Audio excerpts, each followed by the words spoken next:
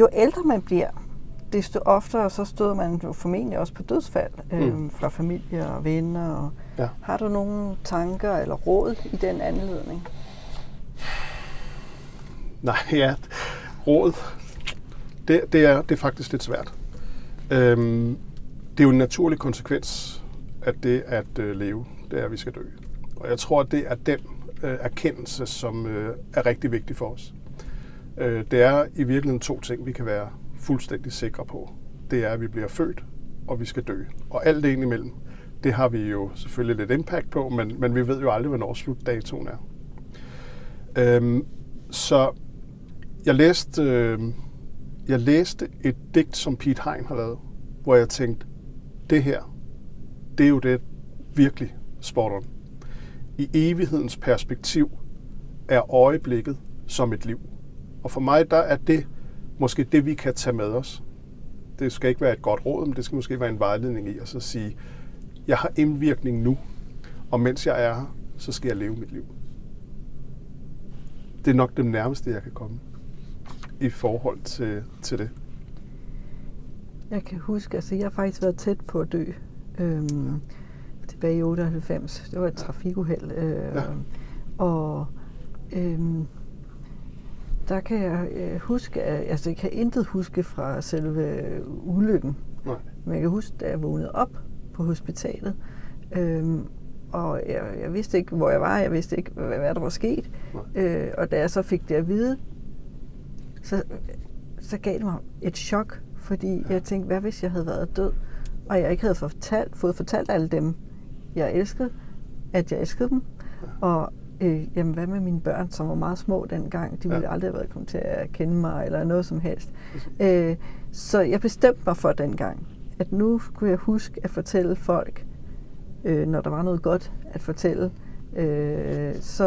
Så derfor minder jeg mig selv om det hver dag, når der kommer en god tanke om nogen, så siger jeg det simpelthen med det samme, fordi det kan være for sent i morgen. Ja, det er rigtigt. Og jeg tænker lidt på det lidt, når du nævner den her Piet Hein, at det er noget med at leve hver dag på en eller anden måde, ikke?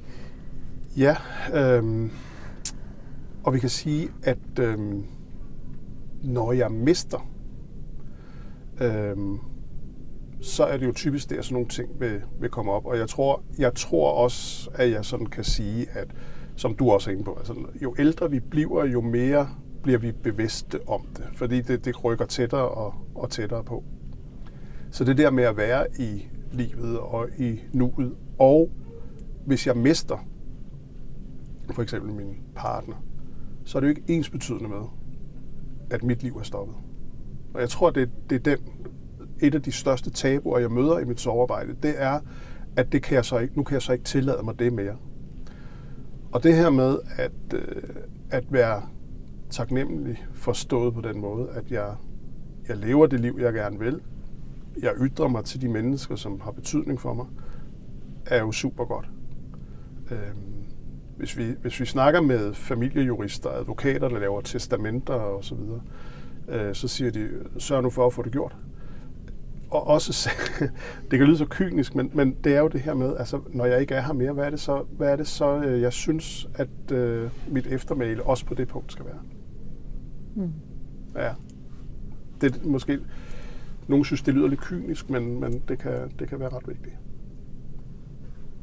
Jeg tror også, jeg har været igennem en uddannelse med en norsk overlæge, som har skrevet en bog, der hedder Kunsten at dø.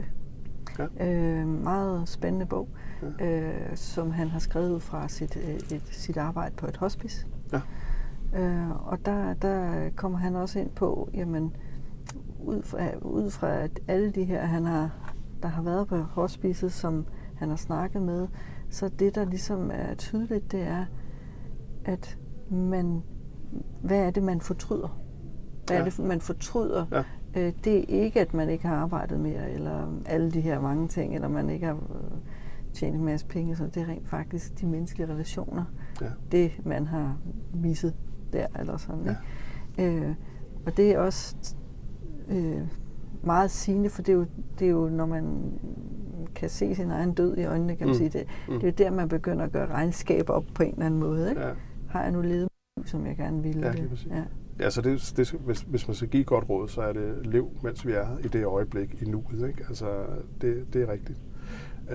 Og omvendt, så kan man også sige, du bliver inspireret lidt, hvad du siger, fordi på uddannelsen til sovevejleder, der var også en pensioneret præst med emeritus, Christian Buch, inden for Rigshospitalet. Og han blev jo tit mødt af det her, når en mistede sin ægtefælle i det, man kan sige, alt for tidligt. Blev han tit mødt af det her, at den tilbageblevne partner siger, det var jo ikke meningen. Og der svarede han altid, nej, men hvad var meningen? Og det synes jeg både er ekstremt provokerende, men det er også meget rigtigt i det. Det er provokerende, fordi skal jeg lige tage stilling til det, men der er også noget rigtigt i at så sige, hvad er meningen med mit liv? Altså, hvad er det, jeg vil? Hvordan er det, jeg vil leve det? Og det kan man sådan sige, det er jo i processen op til det ultimative. Men det der med at sørge for at leve det liv, jeg gerne vil, det er vigtigt.